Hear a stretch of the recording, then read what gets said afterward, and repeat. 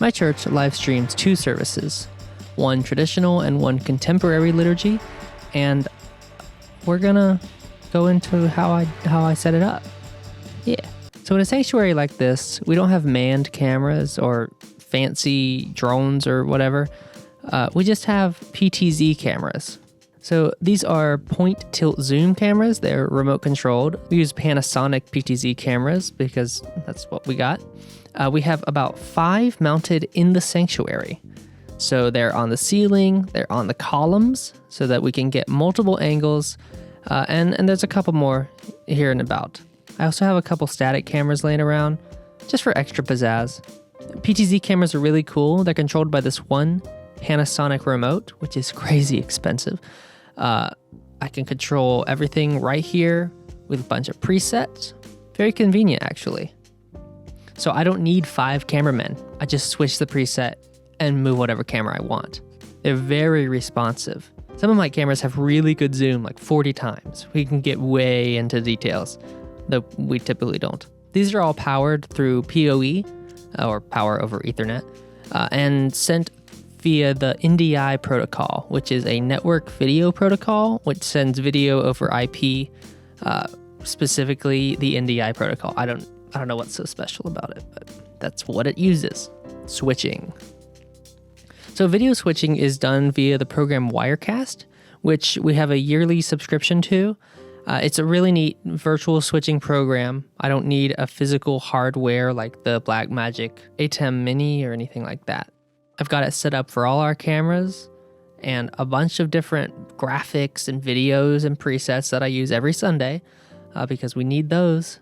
And I control it via the X keys keypad, which is really neat because all the layers correspond with layers in Wirecast. So it's very similar to using a professional video switcher if you're used to doing that. Or if you're not, it's really easy learning curve. Sometimes I tend to point and click though, so, force of habit. Because some of my layers for lower thirds or pre-roll graphics are more complex, involving multiple layers, I use a Stream Deck to streamline my process. Stream Deck has a Wirecast plugin, so it communicates directly to it. It makes it super easy. And also, if you don't have the X keys, you can use the Stream Deck as a control pad, which I've had mixed results with. But the Stream Deck is invaluable to my setup. Computer. Now, where's this all powered? All this is run from a central computer in our server room. And that computer is a Mac Mini. It's a Mac Mini, I think it was bought in 2020, so it's an M1 processor. It's working pretty hard, supplying all these cameras and all this live streaming. But how's the computer so far away from my monitor? It's all network interfaced. So all the USB devices are on USB hubs, which send USB 2.0 over Ethernet, direct wire, to the sanctuary. We also do HDMI over Ethernet, which is tricky, but it works for us because it's not so far away that it dissolves the connection. I used to encode on my Mac Mini, but it's just not powerful enough. It kept crashing. So instead, I use a Blackmagic Web Presenter HD, which does all my video encoding for me, which is what some people would use OBS for if they had a stronger computer, or you can encode straight from Wirecast. For the stream audio, I use a Behringer X32 mixing board. I really like the Behringer series. It's very simple, very straightforward. All of my inputs correspond with the same inputs in the actual sanctuary, except these don't go to the sanctuary. These just go to the stream. Some mics only go to the stream, like ambient mics in different places, and it really adds to the stream's feel as if you're actually there. Now, we monitor the stream audio just through Audio Technica, regular studio headphones. In the sanctuary, it's not a big deal to have sound isolation because I'm not mixing a band. It's just live organ, live choir. The only thing I'm really mixing is ambient microphones and the speaker microphones. The X32 sends its audio through USB to the computer, but it receives its inputs through Dante. Now, Dante is a network audio protocol. Essentially, it sends audio as packets over IP through Ethernet. Very convenient, doesn't require a direct connection. X32 doesn't come natively with Dante support, so I got the X Dante slot card. I don't know what to call it. Way down there is the in-person mixing board thing. It's actually an X32 rack, so it doesn't have a physical mixing board. We do it all through tablets. Check out my DIY rack cooling solution too.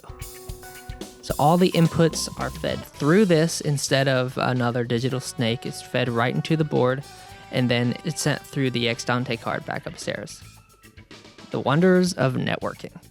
Now the cool thing about this is it's a dual setup. We don't only stream in our sanctuary, we also stream in our fellowship hall, which is essentially our contemporary worship sanctuary. I have this little booth that I've dedicated for the computer stuff in the fellowship hall, and the setup is very much the same. We have our stream deck, which has presets set up differently for the contemporary worship Wirecast project. We have Wirecast, of course, and I use the X32, another X32 rather. Now this X32 communicates via AES-50 protocol, which does require a direct wire from your mixing board or digital snake to the Livestream board. For cameras, I use the same exact PTZ controller, and we have some more PTZ cameras. I have 2 in the fellowship hall, as well as 2 large Panasonic 4K camcorders.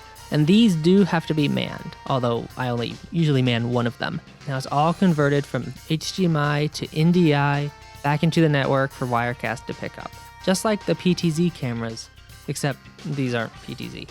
Now I do require sound management in this booth because we are in the same room as the ongoing worship service, which can be loud. In order to isolate the sound, I have these cool sound pads that came off an old drum kit, and they're really good for taking the sound waves and preventing them from bouncing around in the walls. Some of them fell recently, and I haven't got the ladder out to hang them back up. They are just stuck on with Velcro after all, so that didn't prove the best idea. I also have these plexiglass panels that came off a drum kit. Same concept. They prevent sound from coming through for the most part. They're not perfect. In-ear monitors, which are my go-to for any sound isolation because they go right in your ear and you basically can only hear what's coming out of that. Now, the bass response in the room does mess with your mixing a little bit. All in all, that's it. That's how we live stream. Hope you learned something. Comment down below if you have any questions too. I'll answer them. Be sure to subscribe and like, and thanks for watching.